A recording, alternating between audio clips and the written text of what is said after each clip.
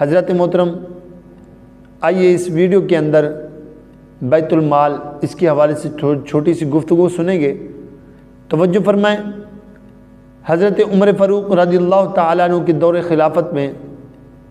بصرہ کے گورنر حضرت ابو موسیٰ اشعری کے خلاف کسی نے شکایت لگائی، تو حضرت ابو موسیٰ اشعری اس وقت گورنر تھے، تو حضرت عمر فاروق نے حضرت ابو موسیٰ اشعری کو طلب کیا، حکم دیا کہ ان کو لے کے آؤ۔ تو حضرت ابو موسیٰ اشعری جب حضرت عمر فاروق کی بارگاہ میں حاضر ہوئے تو حضرت عمر فاروق رضی اللہ تعالیٰ عنہ نے عرض کی، اے ابو موسیٰ اشعری،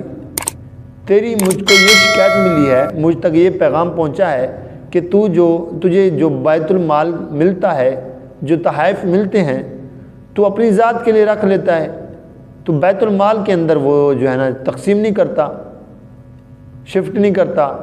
تو ابو موسیٰ اشعری کہنے لگے، حضور یہ تحائف تو مجھے ملتے ہیں،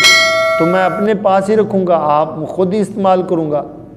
تو حضرت عمر فاروق رضی اللہ تعالیٰ نے عرض کی، اے موسیٰ ابو اشعری، موسیٰ گورنر ہونے کے باوجود تجھے تحائف ملتے ہیں، لیکن تجھے اس بات پہ نہیں ملتے کہ تو گورنر ہے،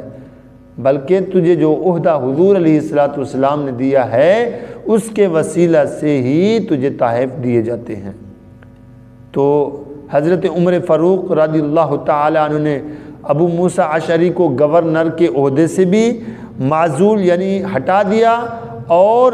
یہاں تک ہٹانے تک بات نہیں رہی، بلکہ اس کو ٹاٹ کا لباس پہنایا اور ہاتھ میں چھری دی، اور بیت المال سے سینکڑوں بکریاں دے کر کہا، جاؤ فلاں جنگل کے اندر بکریاں چرانا شروع کر دو۔ ابو موسیٰ اشعری ہچکچیاں لے کر رونے بھی لگے، پریشان بھی ہو گئے۔ پھر عمر فاروق رضی اللہ تعالیٰ نے کا حکم جو تھا پھر ماننا بھی تھا، تو حضرت عمر فاروق رضی اللہ تعالیٰ نے فرمایا، جاؤ تمہارا باپ دادا بھی یہی کام کرتے تھے، تو حضور علیہ السلام کے وسیلے سے تجھے یہ عہدہ ملا تھا، اب یہ جا کے بکریاں چراؤ۔ کافی عرصے کے بعد حضرت عمر فاروق رضی اللہ تعالیٰ عنہ جب اسی جنگل سے گزرنے لگے تو دیکھا کہ بکریاں چر رہی ہیں خود، اور حضرت ابو موسیٰ اشعری ایک ٹیلے کے ساتھ ٹیک لگا کر بیٹھے ہیں، اور ان کا جسم اور ان کا رنگ، چہرے کا رنگ جو ہے زرد ہو چکا ہے۔ اور حضرت عمر فاروق رضی اللہ تعالیٰ نے فرمایا، سنا موسیٰ ابو اشعری، کیا وہ بنا تیرے ساتھ؟ اب بھی تجھے کوئی تحائف تحفے دے جاتا ہے، ملتے ہیں؟ تو حضرت ابو موسیٰ اشعری کہنے لگے،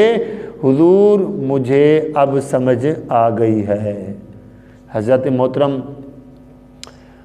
آج کل کے دور کے اندر حالات کے اندر دیکھیں تو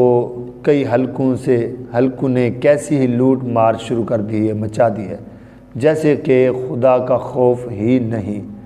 اللہ تعالیٰ سے دعا ہے کہ اللہ تعالیٰ ہمیں اس پر عمل کرنے اور دوسروں تک پہنچانے کی توفیق عطا فرمائے،